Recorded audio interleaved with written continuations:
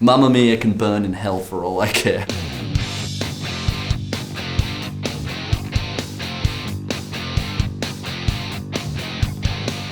The song Clocks by COLDPLAY used to be my alarm when I was waking up to go to work, and like I hated my job at the time, and so every time I hear that intro, I just get triggered as like just lying in my bed, like waking up, and it's just the worst. I think having any song as an alarm is the worst idea in the world. I did it to a Taylor Swift song as well, Ruined, Love Story. Yeah, there's been a lot, and so now I just stop like putting songs as my alarms. Now I just have a really nice app that just like wakes me up nice and slowly, and it's not a commercial song, so.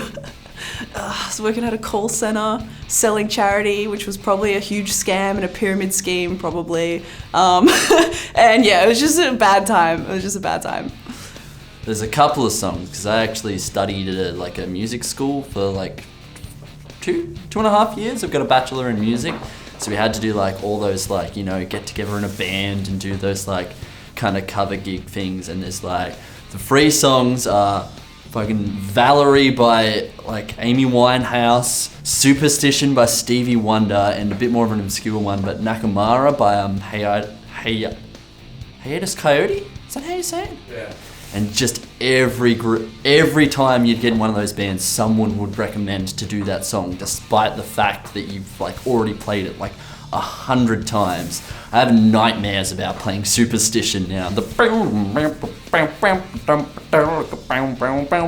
I could literally probably play that while I'm asleep at this stage. I've like had to play it that many times, and every time you do it, it's always terrible, because it's just like some generic white girl trying to do like proper like 70s soul funk, and they absolutely butcher it every time. So that's my little gripe about Superstition.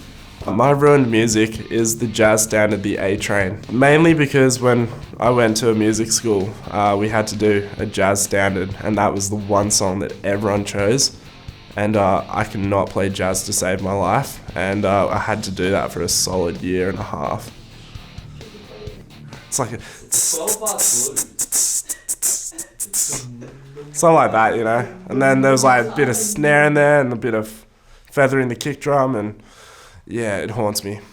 When I was like really young, I used to go to jobs with my mum. She like does voiceovers or whatever. She used to take me, and we always used to play this tape in the car by a country artist called Lucinda Williams, and there's a song of hers called Car Wheels on a Gravel Road, classic country, and every time I hear it, I'm always reminded, this is sad, but like I'm always reminded of like when my parents were like breaking up, and like it was just kind of a shit time. So it's a little bit sad, but yeah, I can't really listen to that song. On kind of a depressing standpoint, I have this like, there's this Dire Straits song called Local Hero that me and my brother played at my nan's funeral. Just kind of sad. Like literally can't play it without crying, because like just he meant a lot to me. So sad times. I think actually, to be honest, I think Coffee at Midnight has been a bit ruined for me, but like probably just from the get-go, just because like I can't sing over a punk beat. Like it's something that I cannot do.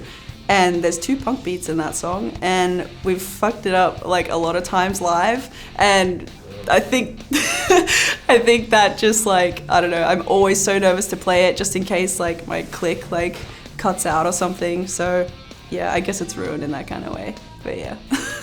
I have a real spot in my heart for just absolutely hating ABBA. Like, I don't get why they're this huge 80s icon band, considering I think they're possibly the worst thing that happened in the 80s. And a lot of bad things happened in the 80s. Ronald Reagan happened in the 80s, and ABBA is possibly worse than that.